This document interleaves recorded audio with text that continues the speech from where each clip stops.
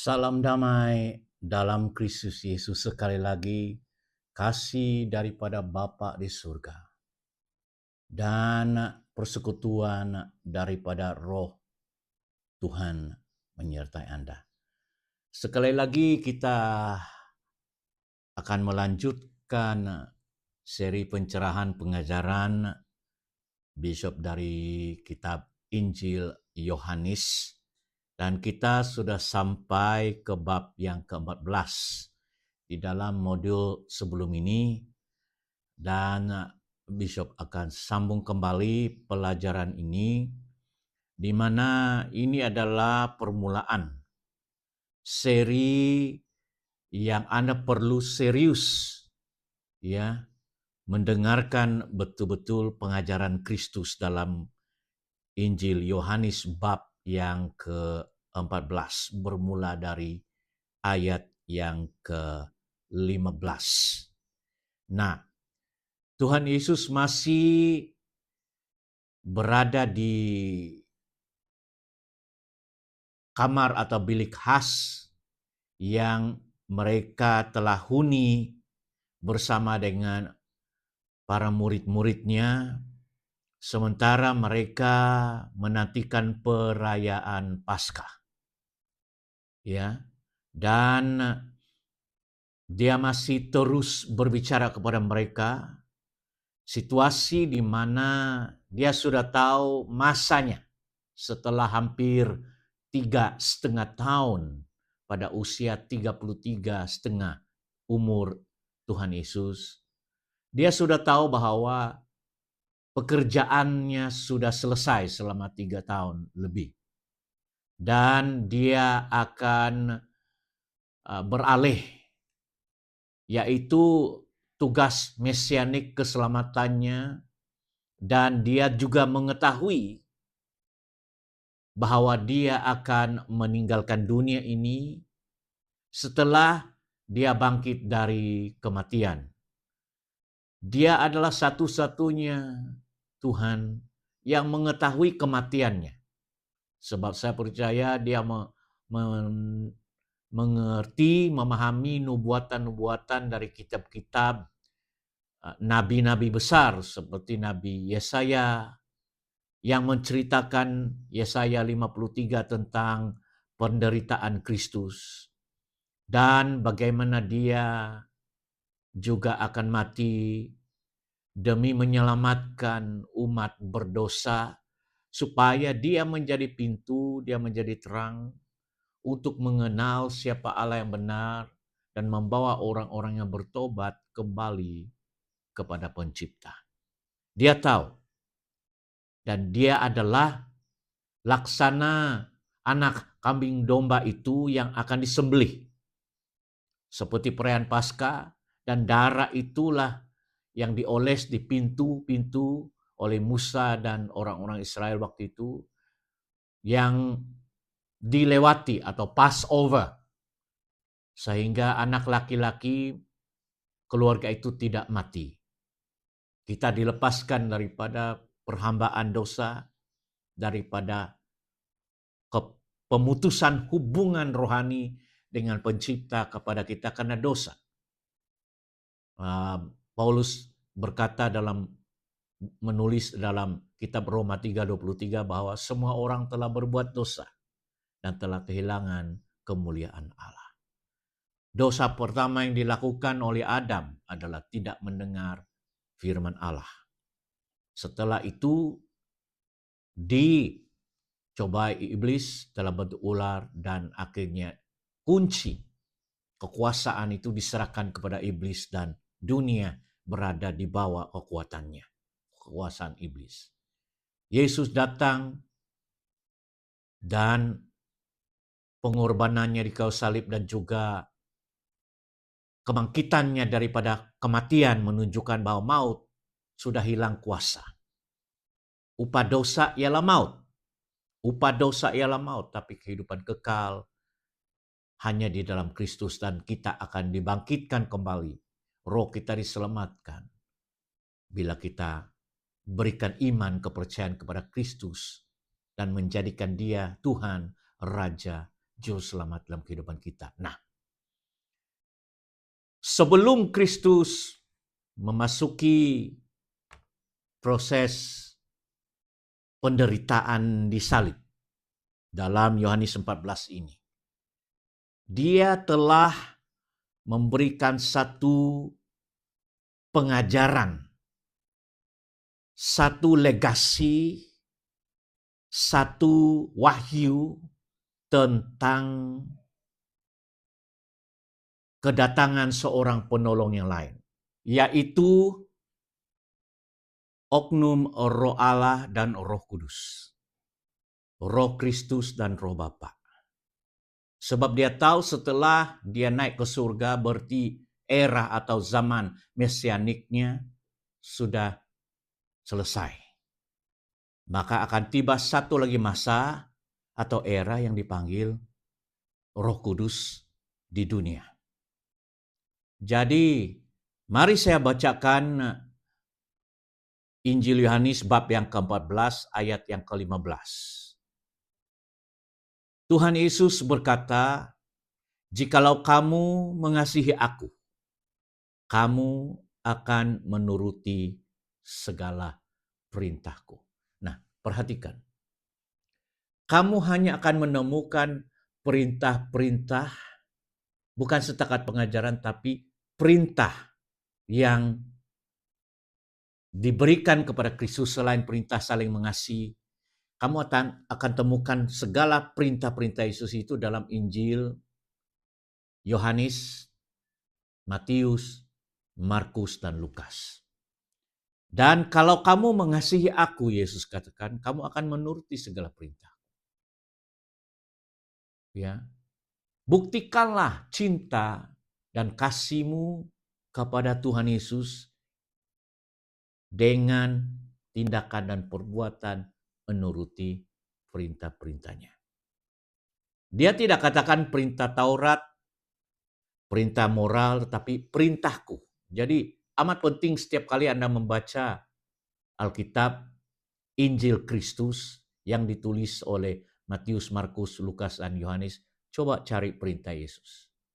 Ada pengajaran, ada perumpamaan, tapi ada perintah. Di situ kalau kamu mengasihi aku, kata Yesus, turuti perintah.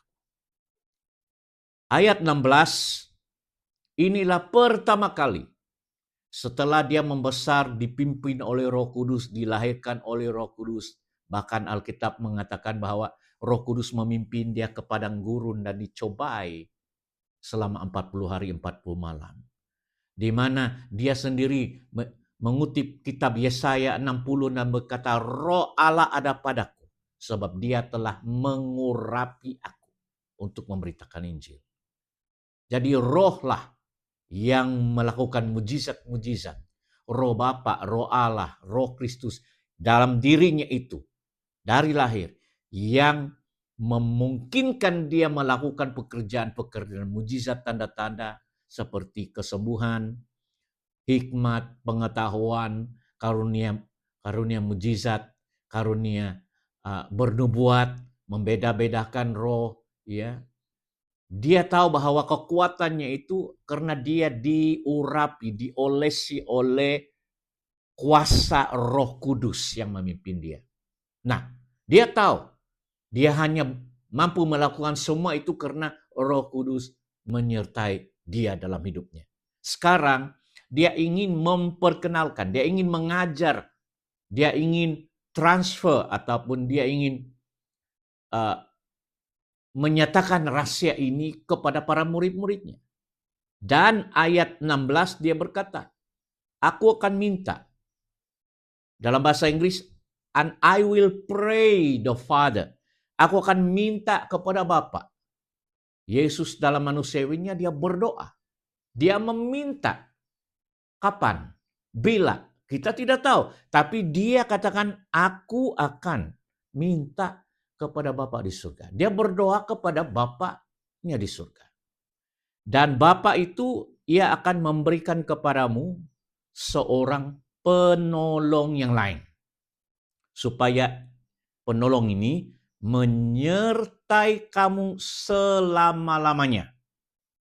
Ayat 17, ia itu roh kebenaran. Nah, dunia tidak dapat melihat roh kebenaran ini sebab dunia tidak dapat menerimanya. Dunia tidak dapat menerima roh kebenaran ini sebab dunia tidak melihat dia. Berarti kita tahu bahwa roh kebenaran ini tidak dapat lihat dengan mata kasar. Dia bukan bentuk manusia. Ya. Dan tidak mengenal dia. Tetapi kamu mengenal dia sebab ia menyertai kamu dan akan diam di dalam kamu. Dalam bahasa Inggris dikatakan even the spirit of truth, whom the world cannot receive because it see him not, neither know him. But ye know him, for he dwells with you and shall be in you. Jadi, orang yang pertama mengajar doktrin tentang apa yang para teologi katakan pneumatologi. Itu adalah satu daripada section atau satu daripada tajuk besar di dalam teologi sistematik, dalam sekolah Alkitab teologia, ya. Satu daripada cabang pengajaran adalah dipanggil pneumatologi. Tapi tahukah Anda bahwa pneumatologi ini doktrin tentang Roh Kudus? Tahukah Anda bahwa Tuhan Yesuslah Tuhan yang pertama mengajar tentang kedatangan Roh Kudus ini. Dan dia sebut ini. Aku akan minta kepada Bapa. Aku akan berdoa kepada Bapa. Seperti ini dia katakan, Bapa, berikanlah Roh Kudus-Mu itu kepada anak-anak-Mu, kepada murid-muridku. Begitu kira-kiranya lah dia berdoa. Dan dikatakan, dan ia akan memberikan kepadamu seorang penolong yang lain. Dalam bahasa Inggris adalah he shall give you another comforter. Ini terjemahan bahasa Inggris ya.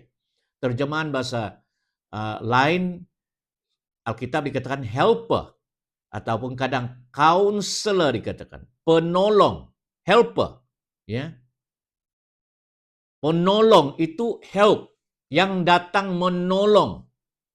Tapi dalam bahasa Inggris juga dipanggil comforter, yaitu seorang yang menghibur, seorang penghibur. Kenapa terjemahan itu tidak sama? Ada yang berkatakan helper atau penolong, ada yang dipanggil comforter atau penghibur. Karena bahasa asli Alkitab adalah ditulis, Injil Yohanes ini asli ditulis dalam bahasa Greek, bahasa Greka, ya. Jadi kalau Anda seorang yang menyelidiki bahasa Greka lalu diterjemahkan ke bahasa Indonesia, bahasa Inggris, ya, bahasa Cina dan bahasa-bahasa lain. Jadi dalam bahasa Greek kata aku akan minta kepada Bapa dan ia akan memberikan kepadamu seorang, di sini dalam bahasa Greek dipanggil parakletos. Inilah bahasa Greka, parakletos, ya, paraklets, yang membawa maksud. Terjemahan bahasa Greka parakletos adalah seseorang yang diutus untuk mendampingi, menyertai, dan menolong. Parakletos, ya. Jadi aku akan minta kepada Bapa, aku akan berdoa, dan Bapa ini akan memberikan kepadamu seorang parakletos, ya. Jadi itu sebabnya dia kaya, dia diterjemahkan. Parakletos itu sebenarnya diterjemahkan, diartikan dalam tujuh pemahaman. Ya, dalam bahasa Inggris dipanggil comforter, counselor, gitu nah. Then helper, then intercessor, ya, pendoa syafaat. Then advocates, ya, peguam, ya, advocates. Then strengthener dikatakan, yang memberi kekuatan. Dan juga akhirnya standby, orang yang bersiap siaga. Jadi parakletos diartikan dalam 7 ini. Sebagai comforter, sebagai penghibur, sebagai counselor, maksudnya penasihat yang memberi nasihat, ya. Dan ketiga sebagai helper, maksudnya menolong di dalam apa-apa kesusahan, kesulitan, kelemahan kita. Dan dia juga intercessor, maksudnya pendoa syafaat ataupun bagi pihak, ya, yang membantu kita dalam doa, dia membantu kita menghubungkan kita dengan Allah Bapa, di mana kita tidak mampu berbicara bagi pihak diri, tetapi dia menolong. Dan dia juga diartikan parakletos sebagai advocates. Advocates ini adalah peguam yang mempertahankan Anda. Kalau engkau dituduh iblis, dituduh manusia, di situ dia akan berfungsi mempertahankan hidup kita. Dan dia juga strengthener, dia ada kuasa untuk memberi kekuatan lewat tenaga. Ada tenaga dia, ada otoritas.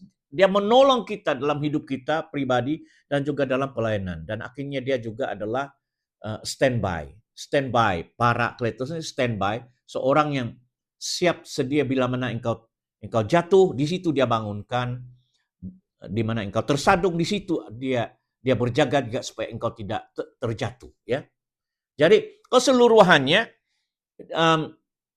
parakletos itu penolong, penghibur. Jadi diterjemahkan dalam bahasa Indonesia, dia ambil satu saja. Dia bilang, aku akan minta kepada Bapa, ia akan memberikan kamu seorang penolong. Memang benar. Ada juga yang penghibur.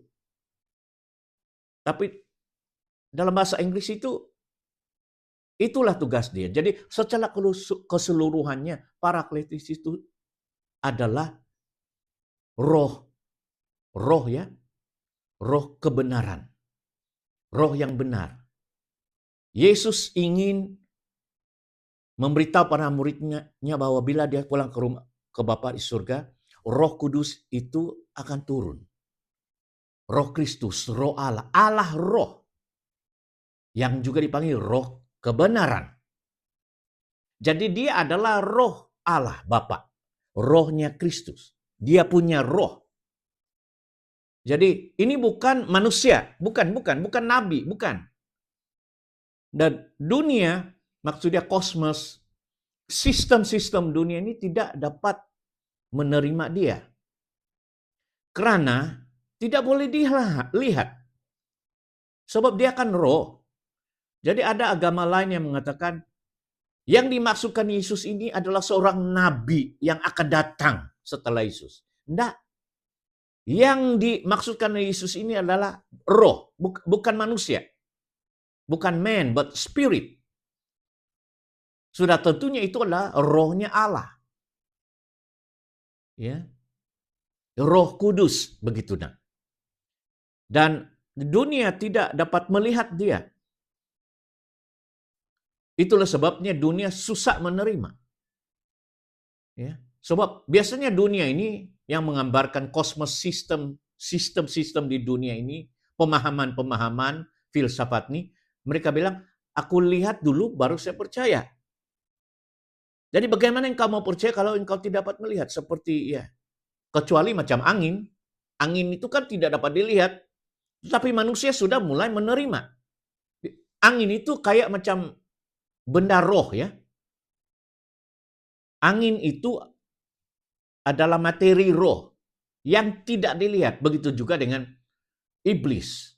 Iblis dan roh jahat itu juga benda yang roh, makhluk roh. Malaikat pun juga adalah roh. Kecuali malaikat mengambil bentuk manusia. Begitu juga dengan Roh Kudus. Roh Kudus adalah tingkat roh.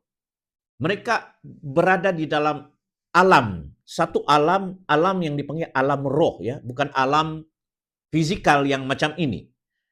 Jadi angin itu satu daripada contoh satu substance yang berada di dalam alam roh. Kamu tidak dapat melihat angin.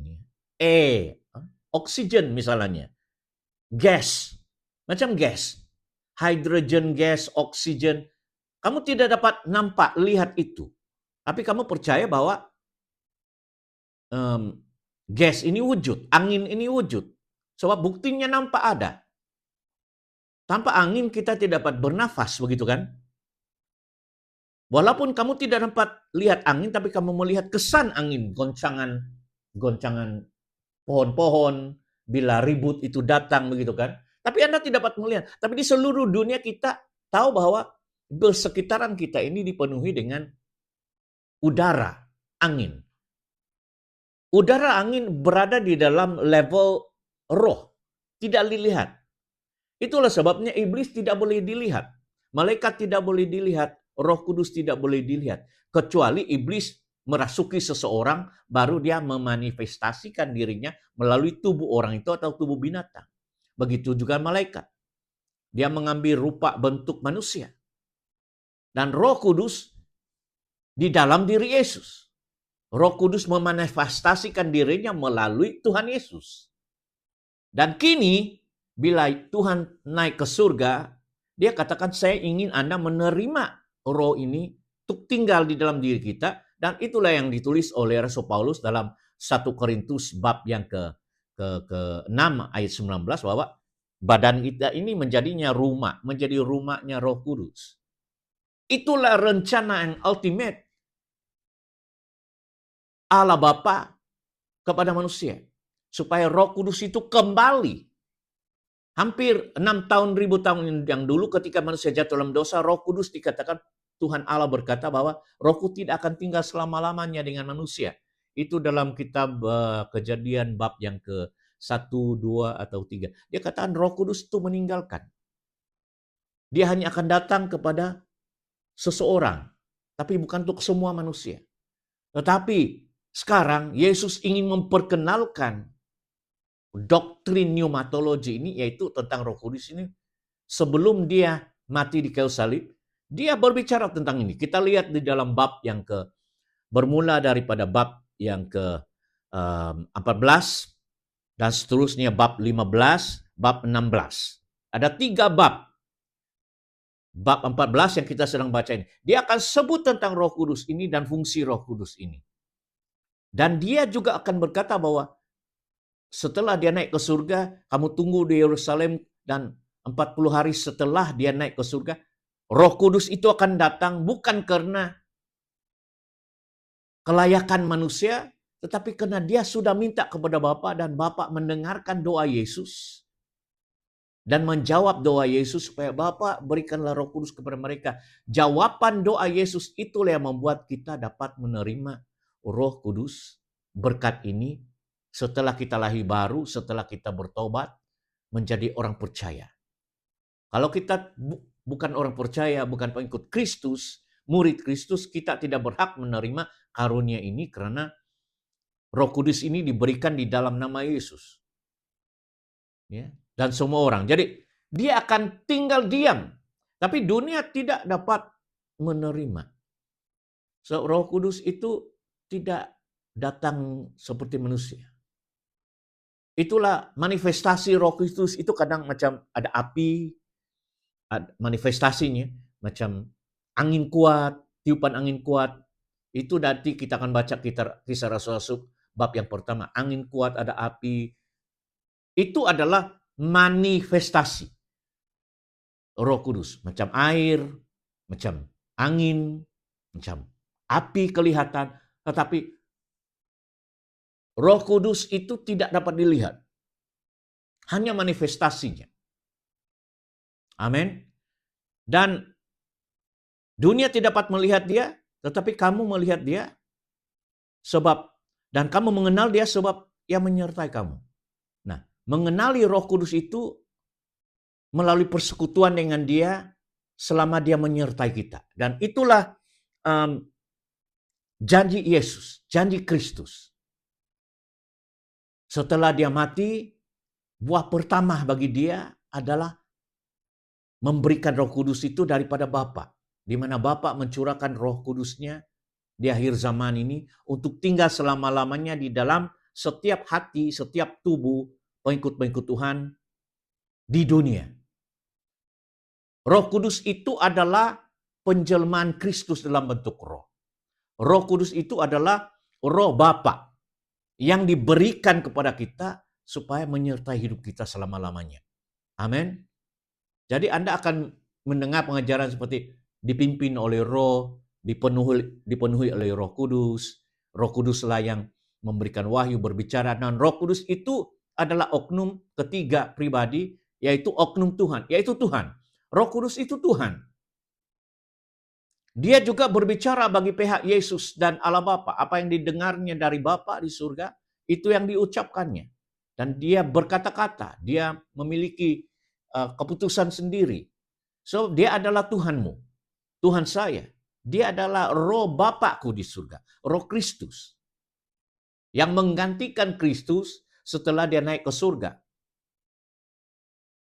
Dan sudah hampir 2000 tahun, saya percaya Roh Kudus masih berada di dunia, bukan di surga.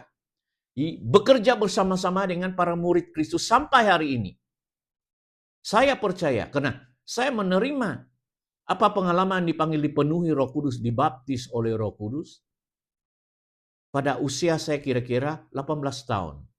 Dan saya tahu sejak itu Roh Kudus mengurapi saya, dan karena kekuatan Roh Kudus inilah yang membuat saya kuat sampai hari ini dan tetap setia beriman kepadanya. Dia telah menolong saya. So, dikatakan dalam ayat yang ke 17 ini, kamu mengenal dia. Karena kamu sudah mengenal Kristus, ya. Jadi pasti Yesus berkata, kamu sudah mengenal saya, kamu akan mengenal dia. Sifatnya, karakteristiknya sama dengan saya, kata Yesus ini. Kamu mengenal dia, sebab dia menyertai kamu. Haleluya, terima kasih. Terima kasih Roh Kudus karena menyertai. Soalannya, Anda sudah menerima Roh Kudus enggak? Bukan susah menerima Roh Kudus. Karena Yesus sudah berdoa buat Anda kepada Bapa dan berkata, Bapa, sebagaimana janji Kristus, saya berdoa supaya saya menerima. Saya buka pintu. Saya terima Roh Kudusmu sekarang. Dan pengalaman yang indah seperti berdoa, menyanyi, berbahasa roh itu, karena Roh Kudus memberikan kita ilham itu, membuat Anda sadar bahwa ada tanda inisial, ya, tanda pertama bahwa Roh Kudus tinggal dalam diri kita. Nah, menerima Roh Kudus ini bukanlah menerima baptisan. Menerima Roh Kudus bukanlah menerima keselamatan. Bila sudah bertobat, saya menerima Roh Kudus. Enggak. Bertobat itu pengakuan iman, di mana Tuhan menghidupkan rohani kita dengan hidup kekal.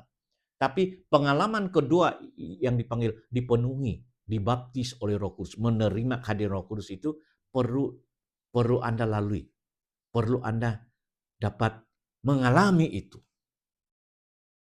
Ya. Dan ramai orang belum menerima Roh Kudus. Mereka menerima firman, mereka menerima pertobatan, mereka menerima Kristus itu sebagai Tuhan dalam hidup mereka, sebagai juru selamat dalam hidup mereka, Tetapi untuk Anda dilengkapi dengan kuasa dan kehadiran Roh Kudus itu dalam diri kita, Anda harus berdoa, Anda harus minta Bapa supaya diberikan Roh Kudus dalam hidup kita. Ya. Apakah maksudnya bahwa kalau saya tidak ada Roh Kudus, saya tidak akan selamat? Saya tidak katakan kamu tidak selamat. Jiwamu diselamatkan oleh darah domba Allah. Tetapi menjalani hidup ini yang sisa-sisa ini, kamu tidak akan ada penolong.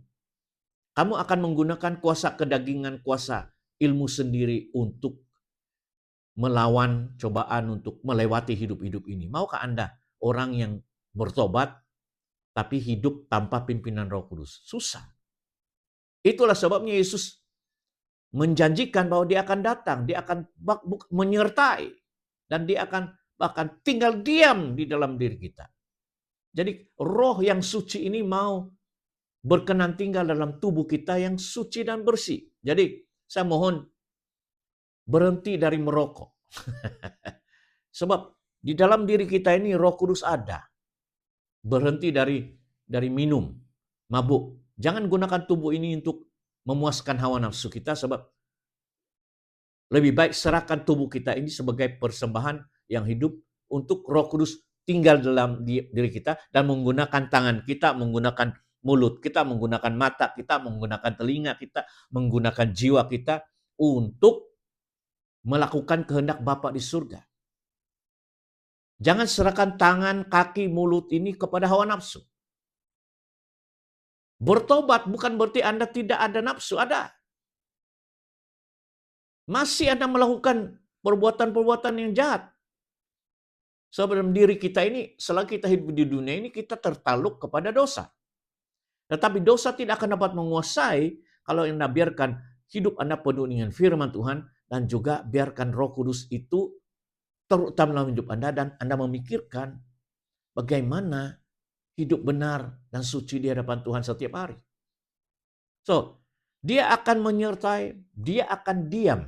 Diam itu bermuktim. He will be with you. Sebab dia tidak ada badan.